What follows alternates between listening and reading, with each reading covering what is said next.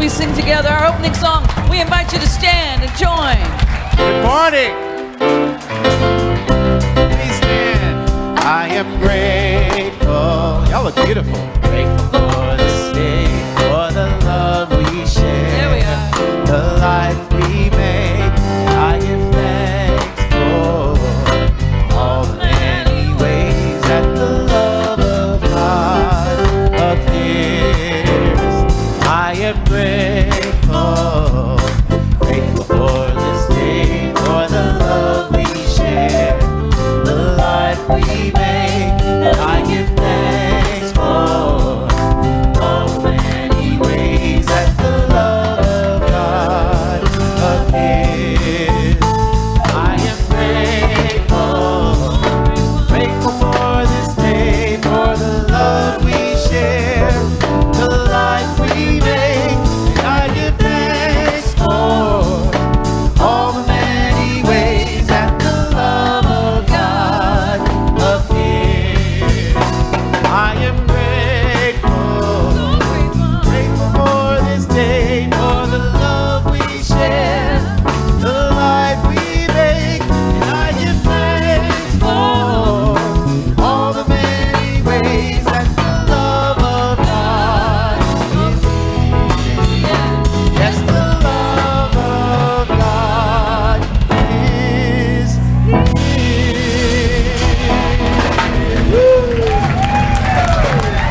Good morning, everybody. You may be seated. My God, you look so beautiful. My God. Wow. Oh, go on. Welcome to our Sunday celebration. My name is David Ault, and I'm so honored and privileged to serve as sometimes called spiritual director. Ooh, fancy. Sometimes called senior minister, very austere. Sometimes janitor. I vacuumed yesterday, so it just depends on what day you catch me. But what a privilege it is to be able to serve. This month of May so far, this is our third week in, and we have focused on a trilogy about creativity. So I'm just checking in. How are you? How's your creative nature? Is everybody manifesting to the degree? Because there will be a test after today. I just want to make sure you're on it. And speaking of creativity, it's so amazing to look at all of the activities that continue to just pour out of our community, giving you an opportunity to gather and glean what it is that you feel drawn to. And nobody organizes it better than this one. Please welcome David Aurelia. Good morning. Good morning. You had me going when you're saying what you're called. I was like, oh, I was going to jump in. But I like my check. No. This one, he's a pretty amazing because they pulled one over on me this week and got me good. I never fall for anything, and he had me Birthday week. He had me convinced. Had me convinced we were going to get a line of credit at the Wells Fargo. So I got my paperwork. I went over to the bank with him. We're sitting in there. We're like sitting down. He's like, oh, just have a seat. They're not ready for us. Oh, okay. So I sit down. Sure enough, here comes the staff in with the cake. They start singing happy birthday in the bank.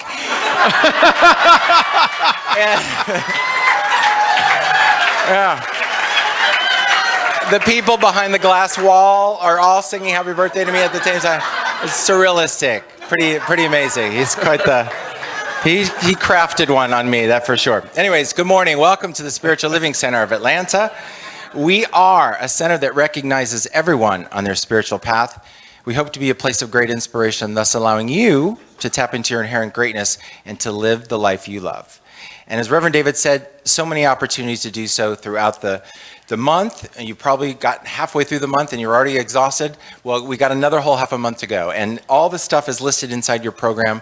Please make sure you take that with you. It's a great opportunity to keep abreast of what's going on. But I do want to remind you of a few quick things, and we got some stuff I want to forecast into next month. So to get that started, Spiritual Living Institute has got some great classes happening in May. We've got even better ones happening in June. Tracy Owens, come on and tell us what's going on. Good morning. Hi, it's so great to see all of you. First, I want to start off by saying thank you to the May instructors. Reverend David Ault and Reverend Joel Fortinas have offered 2 amazing courses for the month of May. So thank you, guys, and thank you to all the participants who signed up and are participating in those courses. I'm hearing amazing things, and I'm just so excited to be able to offer these particular courses to each and every one of you. I also want to highlight 2 courses that are coming up in June. As David said, we have 2 brand new ones. We have one called Taming Your Inner Critic with Juliet Voister. She is from England, and she says, have you ever woken up in the morning and felt like the committee inside your head has been working long and hard all night long? Yeah, me too. Yeah. Perhaps you awaken to worry, stress, anxiety, and fear because your chattering monkey mind has hardly taken a rest during the night. Yeah, me too. Juliet states that after many years of teaching, coaching, and mentoring, she has found that some form of this inner critic affects us all at some point in time in our lives. It's a part of that human condition, and what's great news, she says, is that this is a learned behavior, and what has been learned can be unlearned. During this 4-week course, she will talk to us about gaining an understanding of how the brain works, specifically in regard to releasing old habits and creating new ones. We'll develop new, fresh awarenesses and insights regarding the healthy role of the critic itself, the healthy mind critic. And we'll also learn why and how criticism affects us mentally, emotionally, and physically. So that is Juliet with Taming Your Inner Critic. Then the other course I want to tell you about is called The Journey of the Awakened Heart with Jeff Fasano. So we've got people far and wide. Jeff lives in California, in the Palos Verdes area. And he says, have you reached a point in your life where you are ready, open, and available to be all that you can be?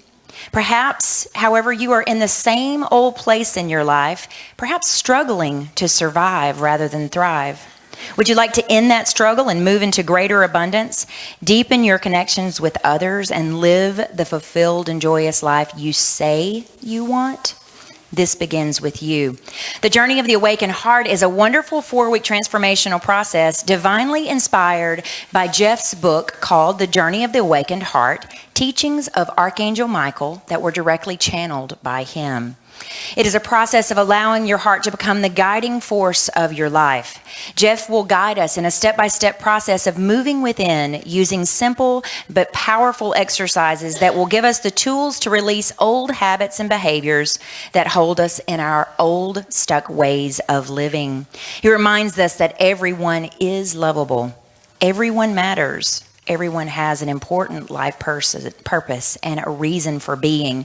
Won't you join us on these 4-week online courses, Spiritual Living Institute? If you haven't gone to the website, I encourage you to do so. Also, check out those blogs. Thank you so much.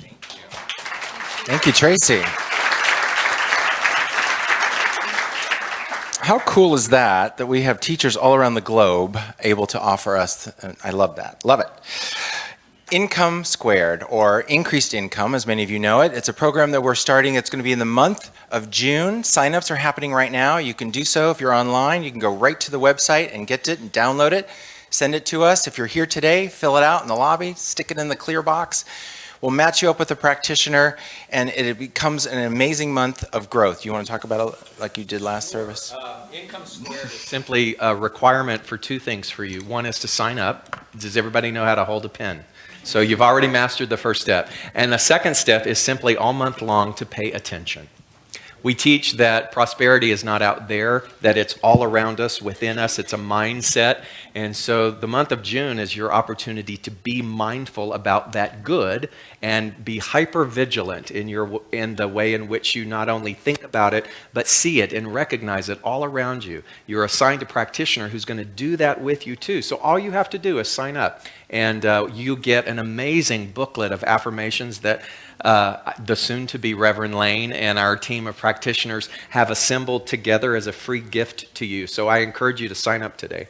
Great. Thank you. And pay attention, which I struggle with, but I will pay attention. I will do so. Many of you know we like to program for you. We like to program for you, not at you. And so one of the big things we need is your feedback. So you've seen the survey, we've advertised it, it's online, it's in the newsletter. We need you to take 15 minutes to fill that out. To give us more information about that, Tom Woodward is going to come up and tell us about that. Tom Woodward.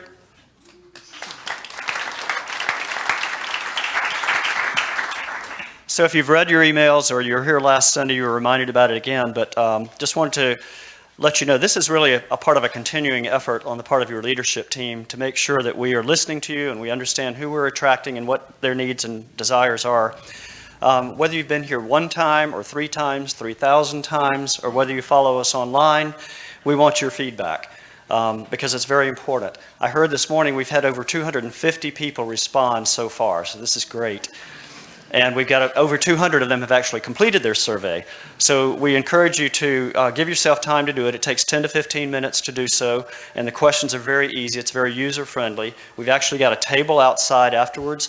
Joe Labriola will be there, who's facilitated this process for our team, and you can ask more questions of him. The last day to respond is the Tuesday after Memorial Day, which is May 26th. So we encourage your participation and ask us any questions you may have about it in advance. Thank you. Excellent. Thank you, Tom. Let your voice be heard, everyone. Let your voice be heard. Now, for 2 years or over 2 years, I think Penelope and Mary Jane have been desirous of creating a kids camp in the summer that would be focused on arts and education, of course, and this is coming to fruition this coming summer. So if you are interested and you have children that want to go to the kids camp, see Penelope after the service because she's got some information. July 6th to the 10th, so. Awesome. Thank you. So see Penelope or Mary Jane. She's up with the kids, but see Penelope afterwards. If you could take this opportunity to shut off your cell phones, I'd be grateful and appreciative so we can have a peaceful and meditative time. Is there anyone joining us for the very first time today? Raise your hands high in the sky. Could you stand on up because we have something for you? Welcome to you. We have a gift. We come bearing gifts. What you are receiving is a CD case. You may take that to our welcome table and redeem that for one of Reverend Dr. David Ault's talks especially selected for you. Welcome. It's great to have you here. Our new member orientation, our next new member orientation is June the 14th. If you're wanting some information about becoming a member, or anybody else, if you'd like some more information about becoming a member, please join us on June the 14th. Have a great day and a blessed week. It's a birthday week. Eat cake with me. I will be 25. No, actually 52. It's dyslexia. But anyways, it's 52. Have a great day. Happy birthday to you. Happy birthday to you. Happy birthday, dear David. Happy birthday to you.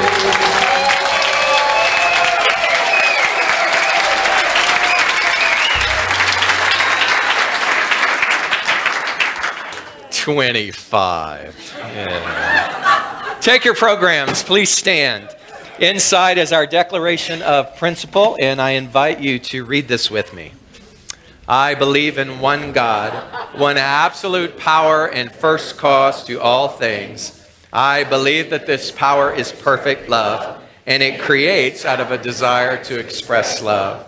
I believe that all thought is creative, and how I choose to think creates my personal experience. I believe in the unity of all life and the immortality of the individual soul forever unfolding.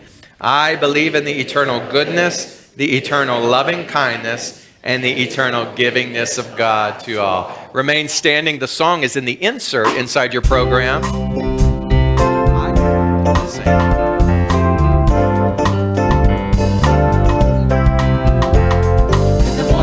Out of bed, I claim a blessing.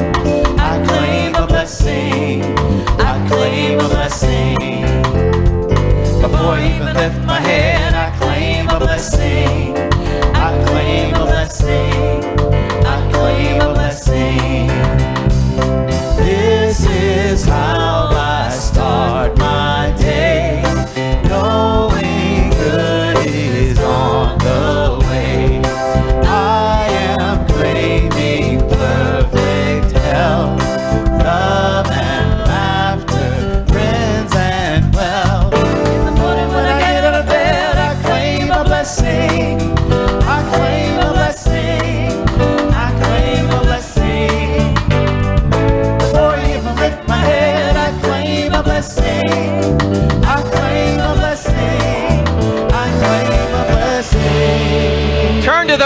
you say welcome and good morning.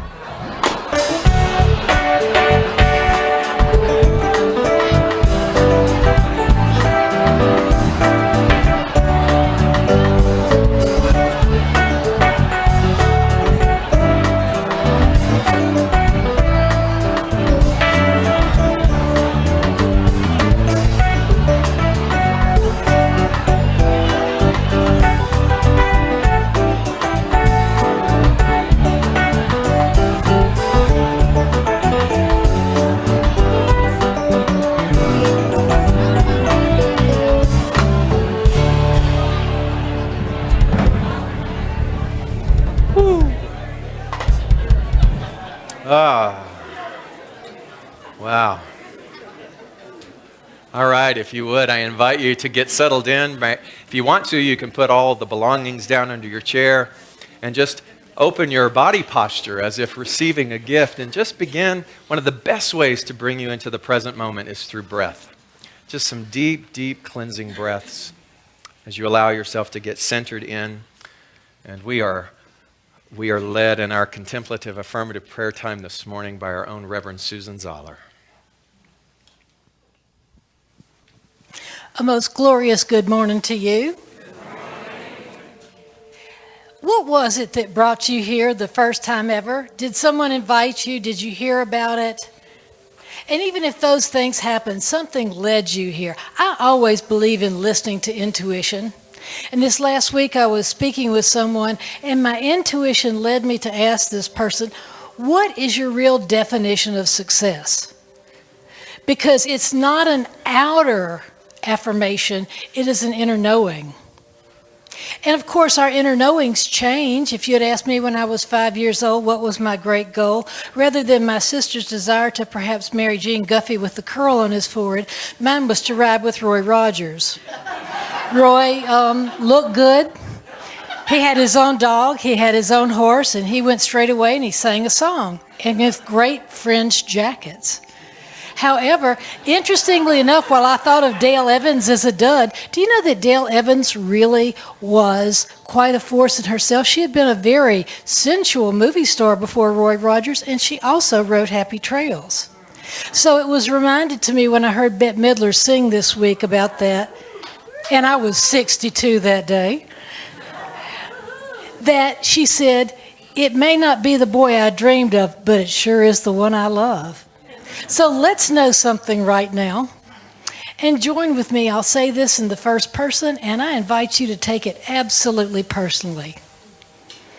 And this is what I know, and I know that I know it. Something within me is always leading me, always guiding me. And that something is the power that propels this universe.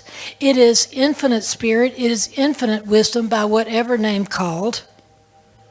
And I know that I get in trouble when I don't listen to that. So today I learned to listen in a greater way and listen to what truly draws me in, what truly makes me feel expansion within. It may look nothing like what I expected it to be. It may be very different. And yet there is that within me which knows this is something wonderful and it is mine. I give up needing external approval from any person, place, or thing and go with that which fills my heart with passion. Because that is mine to do, and no matter what anyone else thinks of it.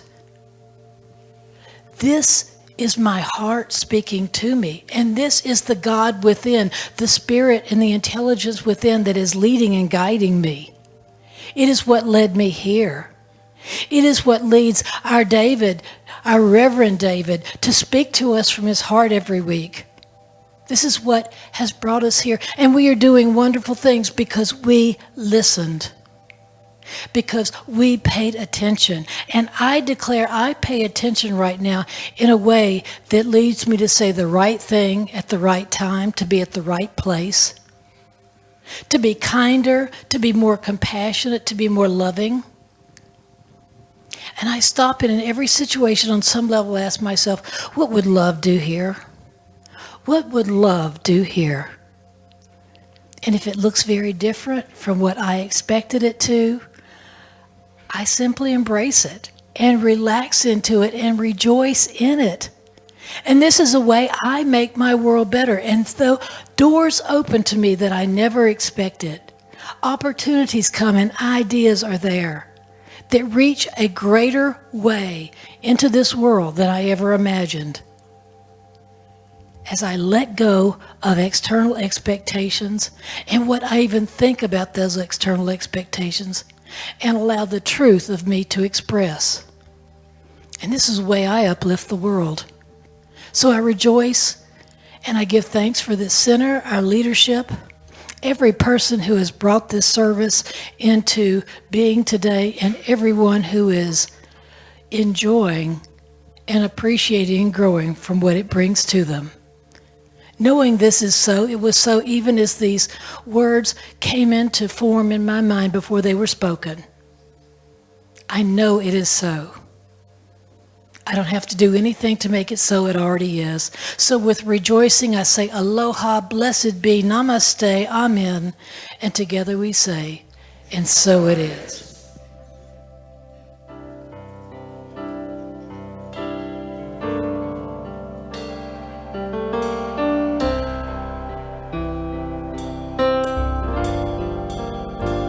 With every prayer, I breathe the heart of God. I breathe the love of God through me. With every prayer, I breathe the heart of God. I breathe the love of God through me. As I open and allow, I know right here and now, I create a world where wonders never cease.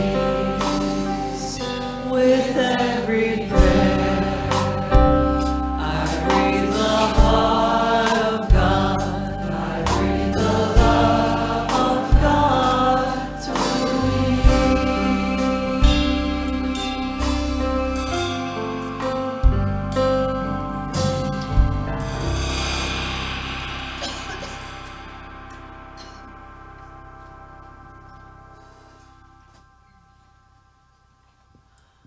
Our musical guest this morning is a longtime member and a fabulous practitioner. Please welcome Idella Veal and Ty Andrews. Yes. What a treat.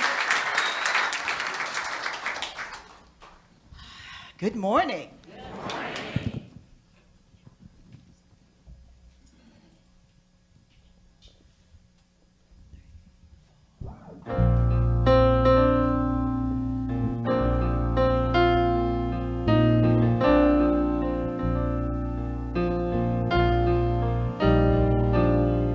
I can live in a world shining, shimmering, splendid, full of love and abundance. When I let my heart decide, God can open our eyes, take us wonder by wonder, over, sideways, and under, on a magic carpet ride, a whole new world, a new fantastic point of view. No way to tell us no, or where to go, or say we're only dreaming. A whole new world, a dazzling place I never knew, but now from way up here, it's crystal clear. that now I see a whole new world in view. Unbelievable skies, indescribable feelings, soaring, tumbling, freewheeling through an diamond sky. Whoa, don't you dare close your eyes. 100,000 things it gets better. I'm like a shooting star. I've come so far, I can't go back to where I used to be. A new horizon to pursue. I'll meet them anywhere. There's time to spare. Let me share this whole new world in truth. Yeah.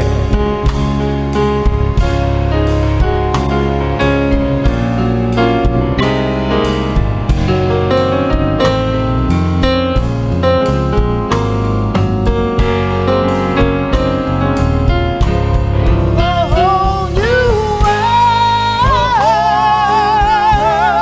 a fantastic point of view. No one to tell us no or where to go, or say we're only dreaming. Every turn a surprise, every moment gets better. I'll be there anywhere. There's time to spare. Anywhere. There's time to share. Let me share this whole new world in truth. A whole new world. A whole new world. That's where we'll be. That's where we'll be. A state of grace. A wondrous place for you and me. Yeah.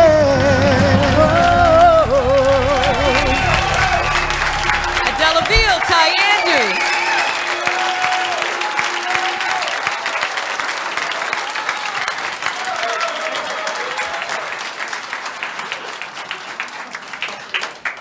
Della Veal, I tell you.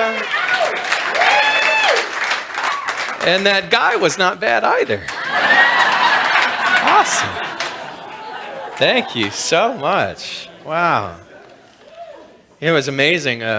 David's birthday's on Tuesday, Reverend Susan's birthday. Our sound man, look at that, Robert with the mohawk. His birthday last week. You know, my secret is every time I come up, I rub the mohawk, just like you rub the Buddha. You rub Robert's mohawk, and all is right with the world. So prepare yourself. Come stand outside with me afterwards, okay? So all of these recognitions of birth and the way in which life is exemplifying itself through so many people, and then to see the other form of life, the one that we still to this day struggle with sometimes in understanding, and that's what we determine as death, and the memorialization of life. And yesterday, what a humbling experience to do the memorial for an 18-year-old boy who chose to exit. And it was at Emory, and his name was Julian, and his parents come here. They were here in first service today. And to take those opportunities and those responsibilities to be unwavering in your knowledge of truth. Unwavering in your knowledge of truth, and to realize that life is is its eternality and its beauty and its complexity and its mystery, and it's our opportunity to open up to that all the time. And I wanted to take this month of May, these first 3 weeks, and to focus on the idea of creativity, because you are a creative being. That is your very nature. You are a part of that which is creation itself. And so creation begs to express by means of you. I once remember a line in a poem that said, "The whole of the universe stands on tiptoe." The whole of the universe stands on tiptoe in preparation of your recognition of yourself as a creative being, because it hungers to take the individual uniqueness of you and express. And that's what our creativity is. And the first week, in looking at that topic, it was about understanding that everybody has talent. Talent is a dime a dozen, right? But to take that talent and to infuse it with what we call passion, that's what ignites the creativity that is inside of you. And so there's a different element than just having a talent. It's being purposeful with that talent. To be purposeful with the talent means that you honor the passion that is inside of you. You honor the idea, you honor the creativity, you honor the inner propulsion and the urge that longs for your participation. You must honor that. I must honor that. Every single day, those talents are begging for an outlet. And that is what it is to understand what creativity is, the creativity by you. The second week was understanding that inside of us is this thing called innocence. And the innocence is actually the genius of you. Our founder, Ernest Holmes, often said that there is a part of us, something inside of us that has never been violated. That is the purity. That is the innocence. And in that innocence, if you allow that innocence the chance to breathe, if you allow that innocence to come forth, if you allow the innocence to override the wound and the story, then your genius has the ability to be able to be felt and to be seen and experienced, not just by you, but by the world who hungers for your brand of genius. And so your passion and your genius. And then today, to end this trilogy, I wanted to look at how then creativity is an innate part of you, and how we usurp that sometimes by getting caught up in the idea that we have to force things to happen. Any of you ever tried to force something to happen? And so force then is what? Force is me thinking that something out there needs to be fixed, so I'm going to go fix it. Something out there needs to be changed, so I'm going to change it then in the realm of the external world. Something out there looks unsolvable, so I'm going to dig in with my elbow grease and I'm going to make it happen. And that level of force then is something that's very dense. It's a very low-level form of consciousness. So what's the alternative then to force? And that is power. Our creativity wants us to move from force to power. And power is the innate energy and the power that is within you. What does that look like? Well, we always go back to the idea that God is all, that everything is God. Change the word God if that upsets you, or you're uncomfortable with that, or if you still have a big old wound, a wound of religiosity. And some people, I don't say it enough. I was surprised. I learned this week in class that I've broken up 2 relationships. 2 women brought potential boyfriends to SLCA, and I didn't talk about Jesus enough. So I broke those relationships up. So if you're visiting for the first time, look at the person you're with. I might break you up. So, because it's paradigm shifting in this room, let me tell you. So what is God? What is God? Or you might get a boyfriend or a girlfriend. You never know. Hook up amongst yourselves. All right, so what is God? What is God? God isn't a deity. God is power. God is life itself. It is the essence that is behind all of creation. And so if God is all, in all, through all, where is God as in terms of you? It is you. You are the individuation of that. You are the unique example and the vessel and the instrument of that, which hungers to express at the degree of your willingness to participate. And so we understand then that what is creativity is your outlet of that which is creation. And creation is already complete. If you know who Neville Goddard is, he was a wonderful metaphysician that was very famous around the late 40s through the 50s and 60s, mostly in Los Angeles, a contemporary of Ernest Holmes himself. And his brand of mental science was this. He would say, creation is finished. Creation is finished. Ernest Holmes would tell us what? Everything has already been created. All that you and I then do in our creativity is go and access that which is already there. All of the elements are there. All of the solutions are there. Ours becomes one of selection and initiating it through us, and the unique expression of that. If you really understood that, if you understood that creation is finished, it's the end-all be-all, it's timeless, then that means that you are walking, breathing solution. If you really absorbed that and utilized that, your anxiety and your worry would begin to dissipate because you and I would show up differently in the world. I wouldn't show up with trepidation and wondering if it's going to work out because the solution is already existing in the moment. My opportunity is to begin to shed the things that I'm trying to force to happen. I understand, and I got this so clearly, that what force is prevention in overdrive. If I'm operating from force, which is out there, I'm doing what? I'm living a life of preventing something from happening. And if I'm preventing something from happening, whether I'm conscious of the prevention or unconscious of the prevention, where is all of my energy going to? The thing that I'm trying to prevent to happen. And so I'm constantly in this state of trying to repair. I remember thinking long ago, it was like the little Dutch boy at the dam, and there's the break in the dam, and so I'm holding up that, right?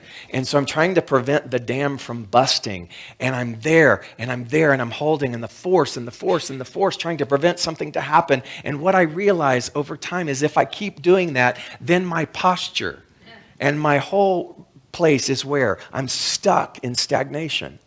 But if I release my hands, and I allow whatever it is that I'm preventing to crumble into the illusion and to dissolve, then I'm in the free flow of my power.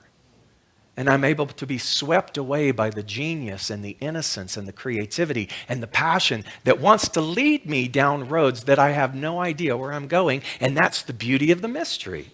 But in force, I'm trying to control that sucker. I want to say how that's going to happen. I want this to stay the same. I want this because this is familiar. And I'm good with familiar. But power says, you don't get to stay in familiar. Power says you get to release and relinquish that which is familiar because you are bigger than that. You are infinite potentiality. Not something that you learned in 1979 and then that's it. But you are something that is ever evolving. And so your creativity requires a freshness from you and I. And so when we begin to look at that, what we realize is that sometimes we want our evolution right now. I want all of creation right now. Even though it's all there, I want it right now, right? And we understand that where we are in human form sometimes goes through a process. Now, sometimes that process is very fast, depending upon our resistance and our allowing. But generally, over time, our evolution looks like this. We get a new idea, we ponder it, we take a poll, we run it by all of our friends, and we sit and we waver. And then here's the evolution component of that thought and idea. But over time, it takes us a while. And what happens here in the immediacy of that, the implant of that creativity, is we have to sort of neutralize. We have to start to neutralize our resistance. By neutralizing our resistance, it means that what we begin to do is to do our inner work. We start to look at our doubts and our fears and allow ourselves to see them for the illusion that they are, to see the way in which our force wants us to have knee-jerk reactions to them, and begin to allow ourselves to dissolve that force, to neutralize those things. I remember I was 21 years old and I arrived in New York City, and I sounded just like this because I came from Southeast Texas. And Lord, and I began to study acting at HB Studios in Greenwich Village, Herbert Berghoff Studios. And the first thing that my first acting teacher did when they heard me was kind of go, it's like pigeons with tap shoes. And so they said, we got to do something about that twang. And I was given an exercise, and the exercise was a wine cork. And I had to put the wine cork in between my teeth, my top teeth and my lower teeth, and then I had to read and recite out loud so that the back of my tongue was hitting the back of the cork. And over time, the premise was that would neutralize your speech. And so every single day, I had my wine cork, and I'd be standing on the platform of the subway, and I'd be reading the New York Post, not the Times, sorry. I was 21, what can I say? But I would be reading out loud, and I was I had this cork in my mouth, and great, it was New York City. No one cared or looked at me. But over time, guess what it did? It neutralized my speech. Just as those thoughts of resistance began to neutralize over time, the process. So in our evolution, we have the divine idea, and then we have to run it through all of that until we get to a place where we are in that state of allowing the newness that wants to come in by means of you and I. And that, my friend, is what is called the Sabbath. Any of you grow up in a church where you were taught about the Sabbath? And what was the Sabbath supposed to be? A day of rest. And what preceded the day of rest? 6 days of creation, right? And so when you look at the metaphor of that, don't take that literally, but look at the metaphor of that. What it tells us from a metaphysical perspective is that those 6 days are not the at face value 6 days, but it's the metaphor behind the process that you and I go through in our evolution. The 6 days is where a desire comes through. The 6 days is where you evaluate the desire. In the 6 days is where you process all of your past compared to your desire. You know what I'm talking about there? A new idea comes and you go, ooh, I tried something like that similar and I really screwed that up. That's in that 6-day component. That's when you take a poll of all your friends. That's when you look at and gather and glean information based upon other people. All of that stuff is like a 6-day process where you go from the inception of the idea in your objective mind to a place where you finally allow and grow into a place of knowing or a place of power. The 6 days is where you learn to relinquish your force and you translate and transmutate into a place of power. So that 6 days could be a decade. It could be an afternoon. It could be immediate, depending upon where you are in your spiritual path, depending upon where you are in your resisting and allowing. You see? It's where you go from understanding and recognizing the creative urge within you and allowing all of the nonsense and the resistance to finally dissolve. That's what it's meant by that 6-day process. The Sabbath then is what? Where you rest in the knowing that it is done.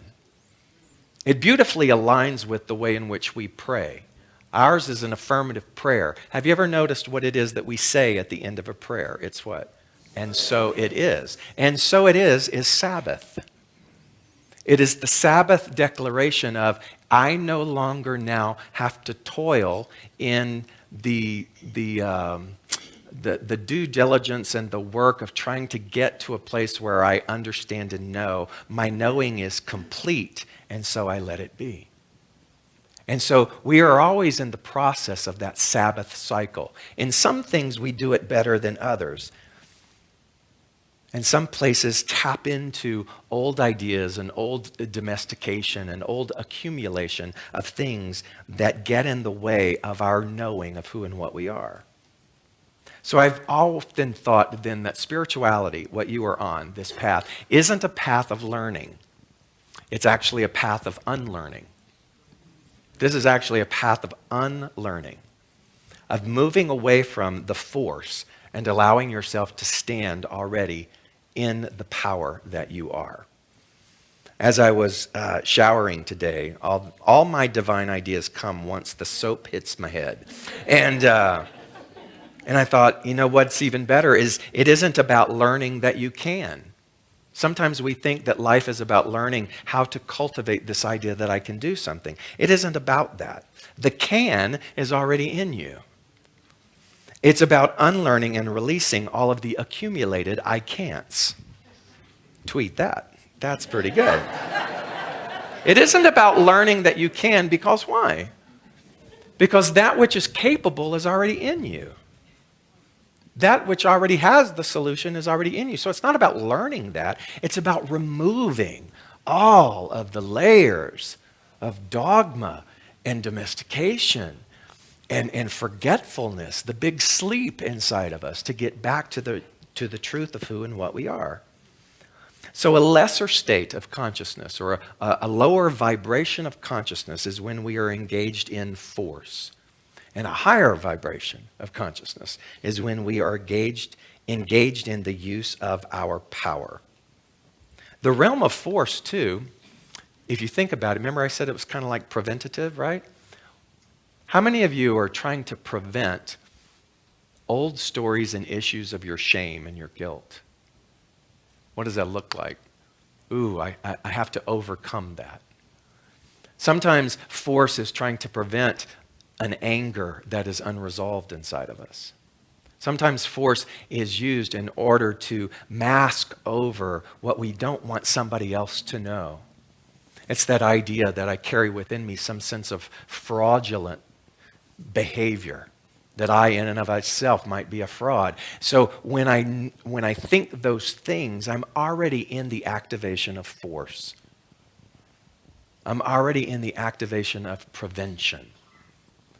But power is the upper echelon of the vibration of consciousness.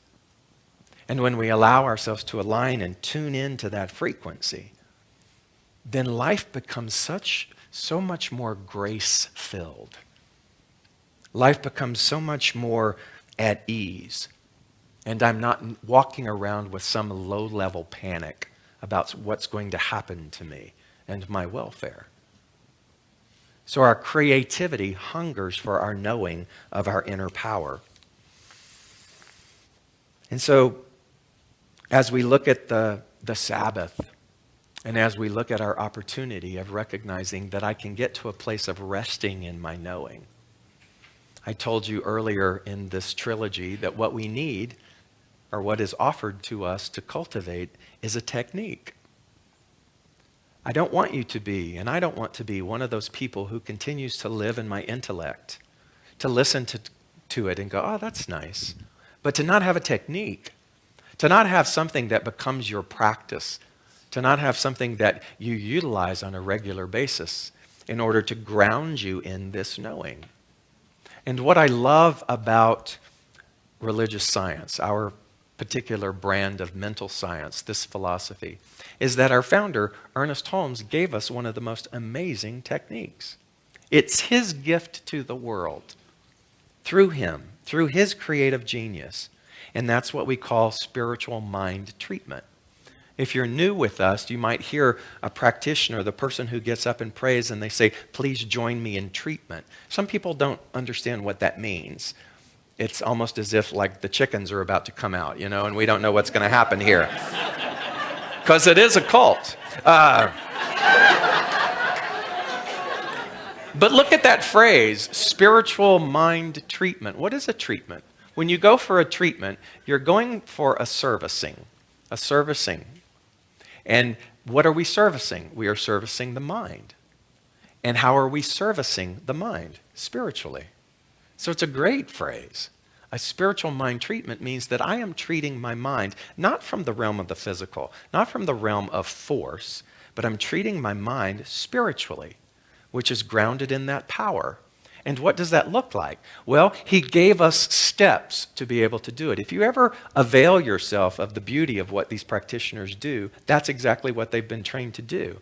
They know these steps backwards and forwards, inside and out, and they are required not only to live from those steps, but to assist and to know for you the same truth behind those steps. The first one is recognition. Recognizing that God is all that there is. To me, that's the biggie.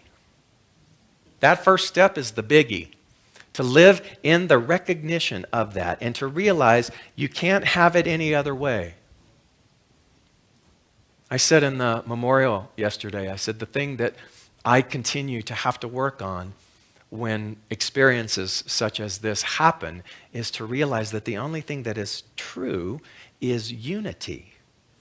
That the world lives in unity. And what that word tells me is I can't have two unities. I can't have unity over here and non-unity over here. That unity has to be all pervasive.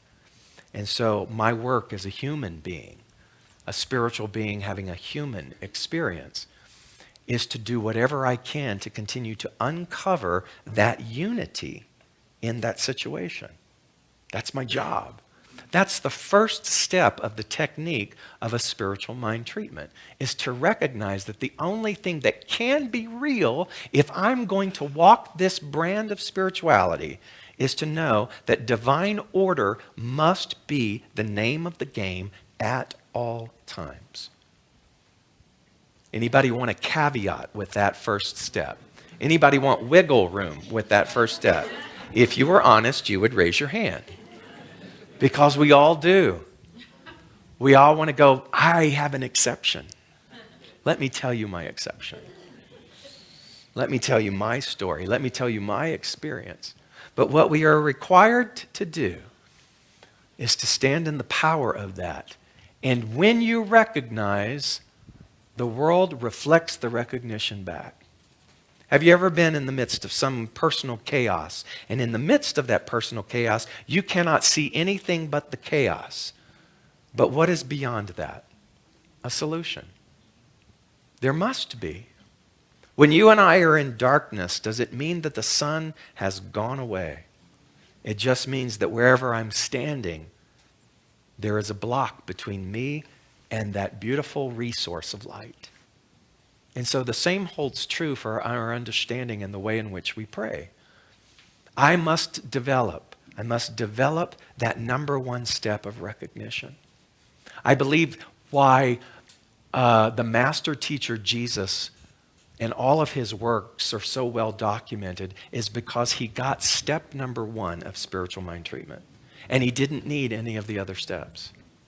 He just knew. Do you see? That's a part of your evolution as well. You and I have the same capability. Because as we live by the example of those who have mastered that, we see that that same capability rests within us. What would it be like if you and I, wherever we showed up with step number one, which was recognition? I believe that there are people who walk this earth who live in the vibration of that recognition, and just by their mere presence, people are healed. You and I are called to do that. You're called to do that. So as we work in that, as we move in our evolution, then we go to step number two, which is to unify, unification. I must unify myself with step number one.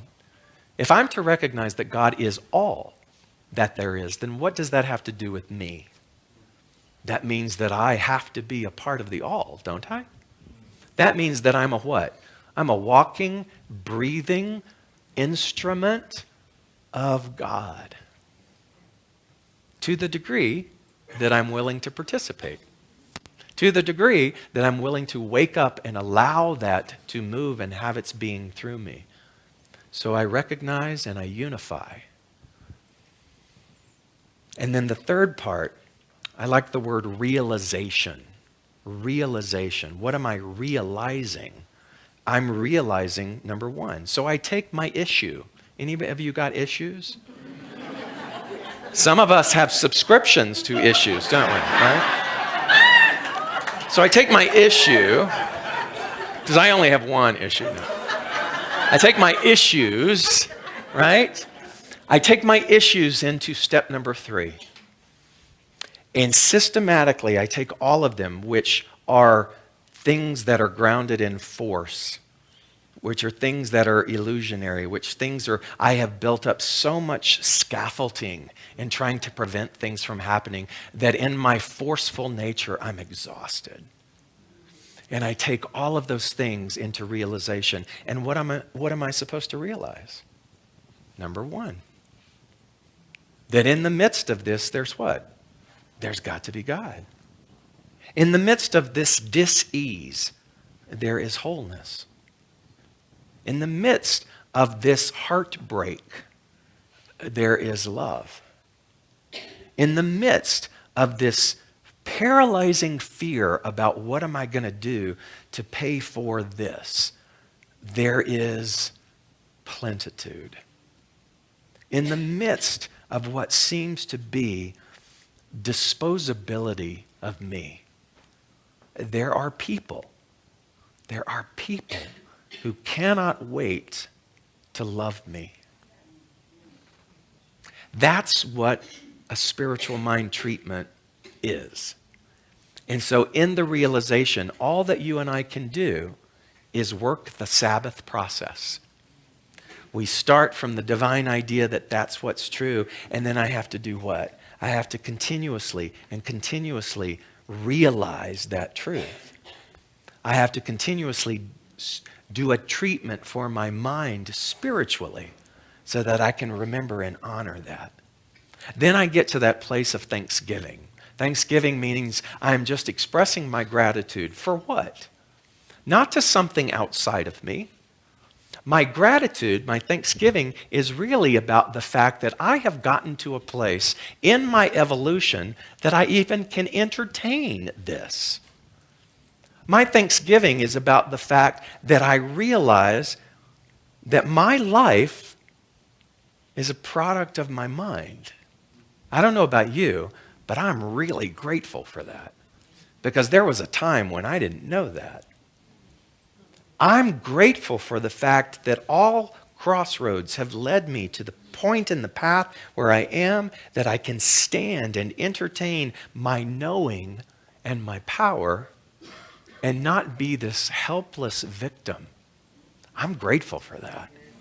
I'm thankful for that. So my thanksgiving is to me and my willingness to work the Sabbath process.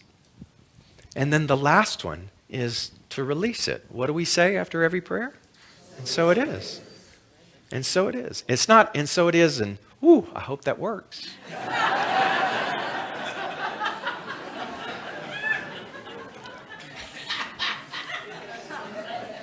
It's like going to a restaurant, and you give your order to the waiter or waitress. And what do you typically do if you're a healthy human being? Is you let that order go. You don't follow that and stalk that waiter or waitress into the kitchen and hover and go, did you get my order right? Do I need to repeat it? Did I tell you what kind of cheese I wanted?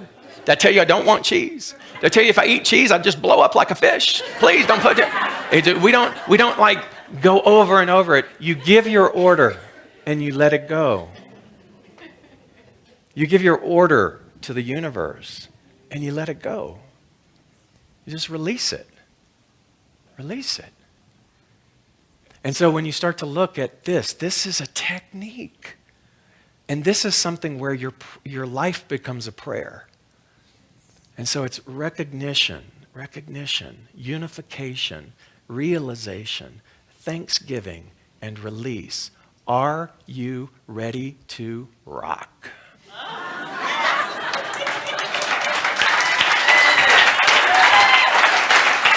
Boom!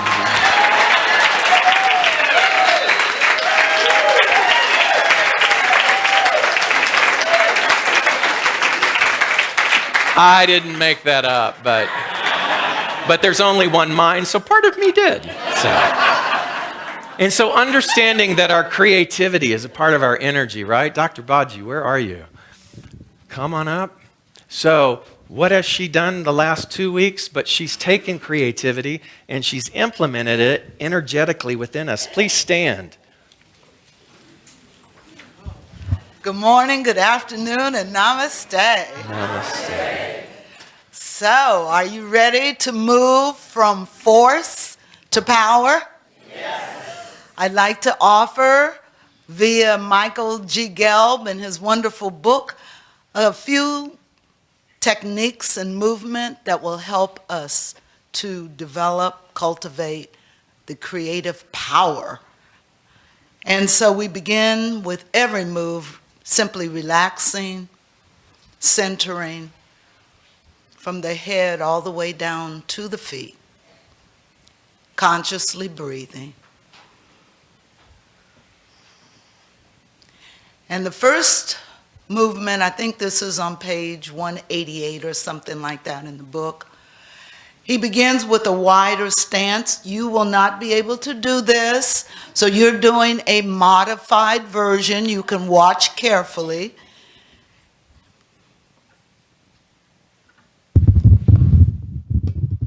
So what you're going to do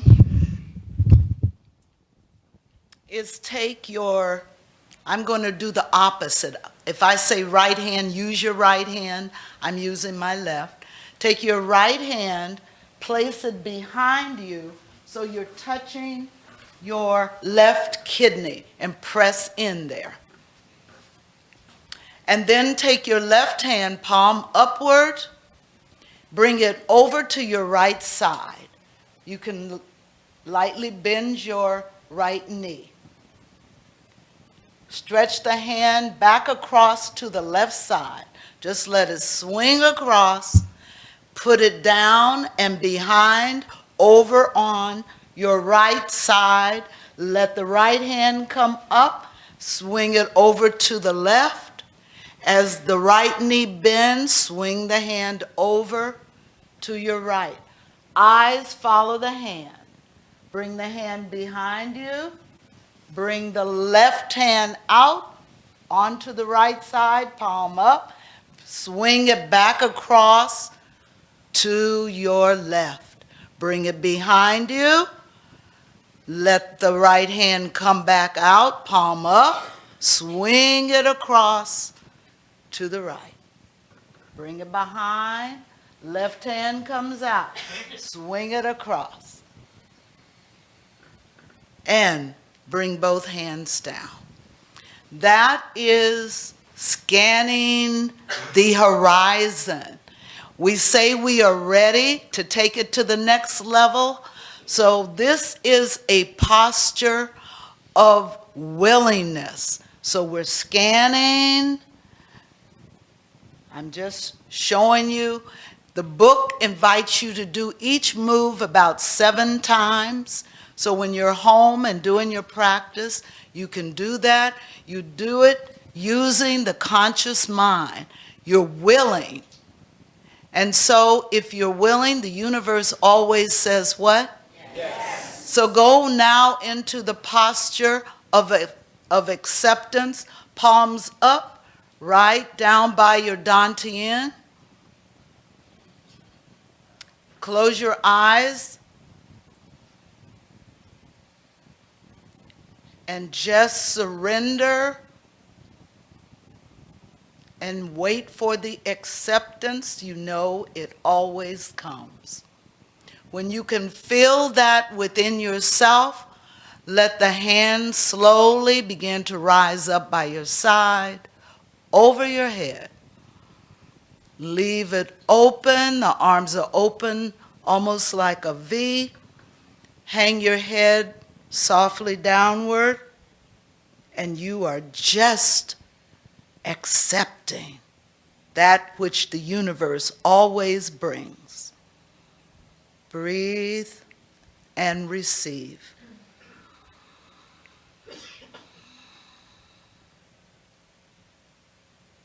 So when you do your work at home, you can stand as long as you choose. Let the hands float slowly down, palms downward. And bring the hands over the dantian. Women, right hand first. Men, put your left hand first and let the other hand cover it. Relax. Breathe in and out. Let the hands extend away from you, right in front of your body. And now separate the hands. So one hand is in front of the other one.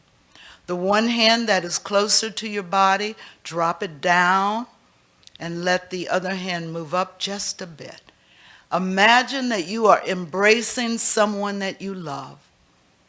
You're holding their back, the top near the shoulder, you're holding the lower back. And moving to your right, just shift to the right.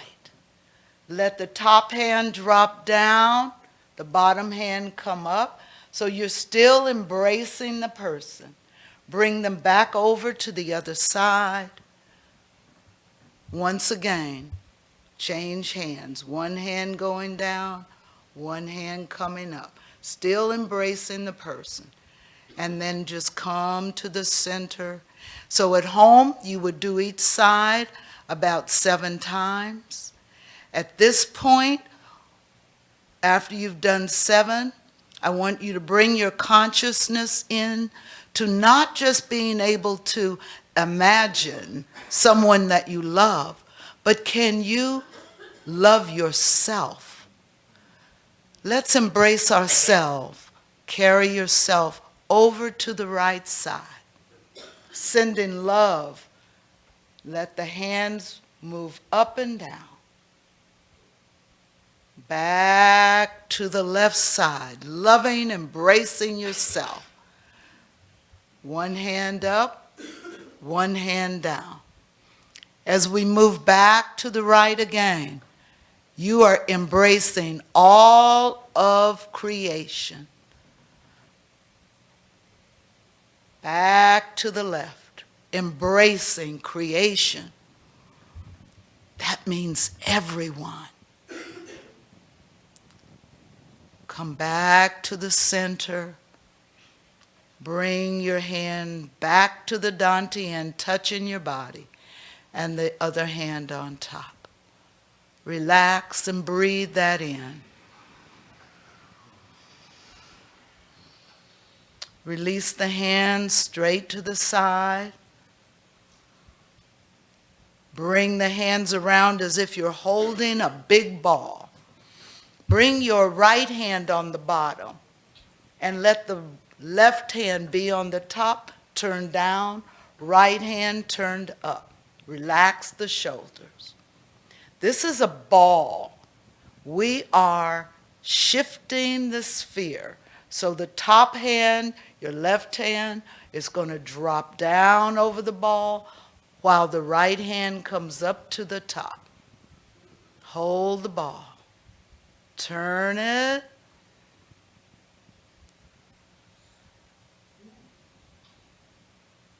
Turn it. Now we're going to carry it to your right. Shift. Carry it to the right. Turn it. Bring it to the left. Turn it. You're holding the world in your hands. Bring it back. Treat it gently as you turn it, lovingly. Bring it back to the center. You can stop. Release the hands down. Relax. The ball can be any size you want it. When I hold my ball and I turn my ball, I can make it big, or I can make it small. So let's experience growing the ball big. Bring your left hand back on the bottom, your right hand on the top. As you turn your ball right in the center of you, make it bigger and bigger.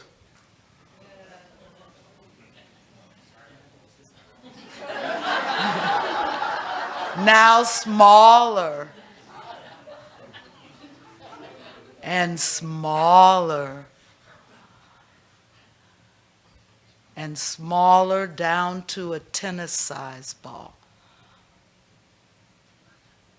Can you bring it down to a golf-sized ball? Right in front of the Dantian, hold your ball. And now press it inside of you.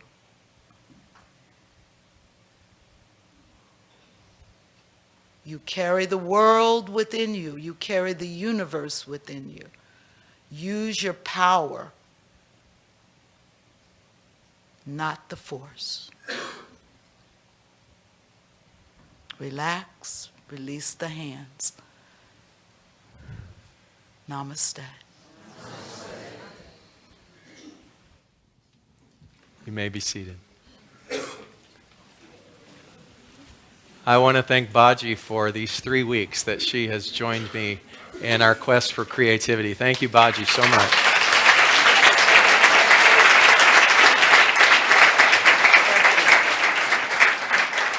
And her birthday was yesterday. My goodness.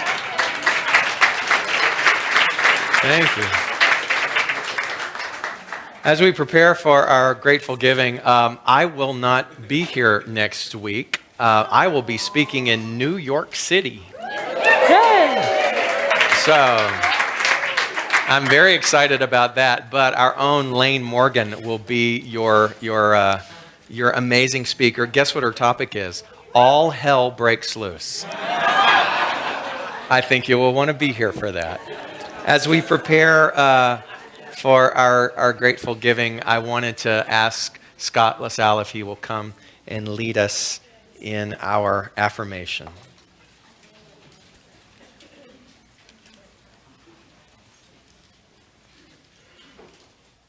Good morning, everyone, or good afternoon. So it's, as always, been a wonderful Sunday, a great day together. I guess I'll just briefly say that I'd like to invite you today as the plate goes around, whether you give your time, your talent, your treasure, or just of your own love, that think about the blessings that you've had in your life up to this point in time and how grateful you are. And place that love into that plate today and know that it is expanding for you and for each and every one of us. It's touching us as we go around. So perhaps you'll want to join me in affirming the following. I live in a universe of abundance. As I freely and joyfully give, I join in the divine flow. And all that I share returns to me multiplied abundantly. And so it is. Thank you, Scott. Please welcome again Idella Veal. Yes. Thank you. Thank you, Ty. Thank you. I've really enjoyed these talks on creativity this month. As we all know, our imagination is the most powerful creative system that we have in us. And we're all equipped with it. We came in this world equipped with it, which means we are worthy of whatever it is we desire in life. In fact, Einstein said that the imagination is the preview of life's coming attractions. So, I invite you to come with me and we'll be in a world of pure take a look and you'll see into your imagination. We'll begin with a spin, traveling in this world of God's creation. What we'll see will ignite inspiration. If you really want to view paradise, simply look around and view it. Anything you want to, do it. You want to change your world, there's nothing to it. There is no life I know that compares to your imagination. Living there, you'll be free if you truly choose to be. On a clear day, rise and look around you, and you'll see who you are. On a clear day, oh, it will astound you that the glow of your being outshines every star. You'll be part of every mountain, sea, and shore, and you'll hear from far and near a world you've never heard before. And on that clear day, on that clear day, you will see forever and evermore.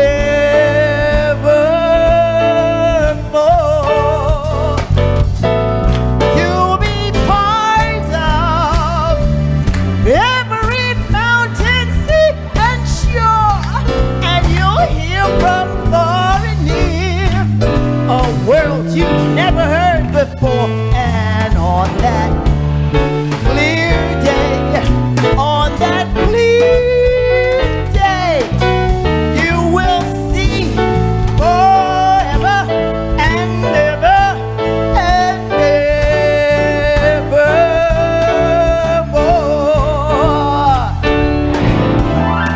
If you really want to view paradise, simply look around and view it. Anything you want to, do it. You want to change your world, there's nothing to it.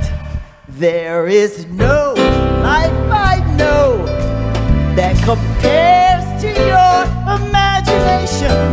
Living there, you'll be free if you truly choose to be.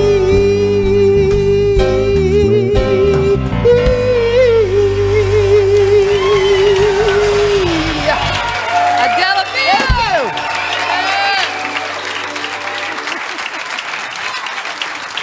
Oh, fabulous. You're welcome.